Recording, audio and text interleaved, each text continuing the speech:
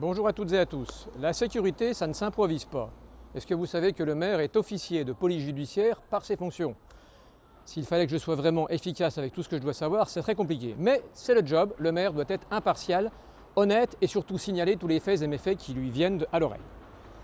Aujourd'hui, nous parlons sécurité, sécurité active et sécurité passive. Dans la sécurité passive, je pourrais par exemple indiquer la viabilisation des routes qui permet progressivement d'améliorer les conditions de sécurité des véhicules et des piétons.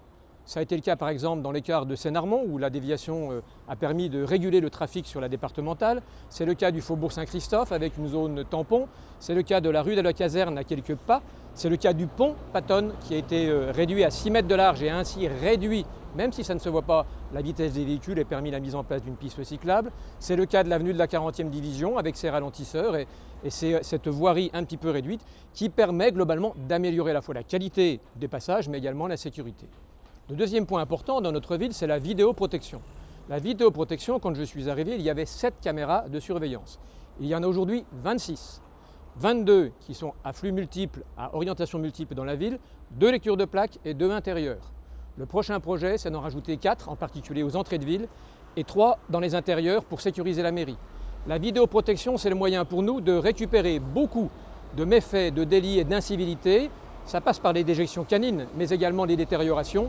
Récemment, nous avons eu le WC du marché couvert qui a explosé. On a trouvé le coupable. On a eu des lampadaires. Ce lampadaire-là, qui a été renversé il y a quelques années, nous récupérons grosso modo plus de la moitié des faits et méfaits. Et encore ce matin, on me signalait une voiture qui a été endommagée par un véhicule. Eh bien, on est sous la caméra, on va les trouver. Le troisième point, c'est notre police municipale. Elle est actuellement composée de 2 agents. Ces agents, je le revendique, ils sont bien équipés. Un nouveau véhicule a été mis à leur disposition il y a quelques années, avec les gyrophares qui vont bien. Ils sont armés, je l'assume. C'est une sécurité importante pour eux et pour protéger les citoyens. Ils ont une caméra piéton. Si vous interpellez, si vous discutez avec eux, éventuellement en situation de difficulté, ils peuvent mettre en route cette caméra piéton et éviter ainsi les outrages. C'est important. Nos policiers sont équipés et eh bien écoutez, ils sillonnent toute la ville, mais je vous formule une idée que j'ai formulée il y a quelques années à mes collègues des Paroches et de Chauvoncourt, c'est et pourquoi pas, plutôt qu'une police municipale avec 2 policiers, une police intercommunale, une conurbation, Saint-Mihiel, Chauvoncourt, les Paroches. Nous avions évoqué ceci il y a 5-6 ans. Le maire des Paroches y était favorable, prêt à payer. Le maire de Chauvoncourt, pas. Mais il me semble qu'il y a des élections dans quelques temps.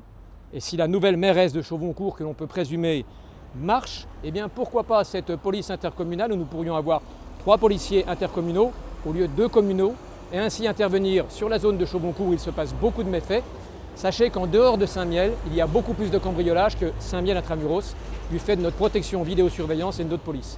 Voilà, je milite pour ce projet-là. Aboutira-t-il? J'en sais rien. Je tends la perche à mes collègues de Chauvoncourt. Ensemble, nous pouvons progresser et aller plus loin. Je vous dis à bientôt sur le terrain et bonne journée.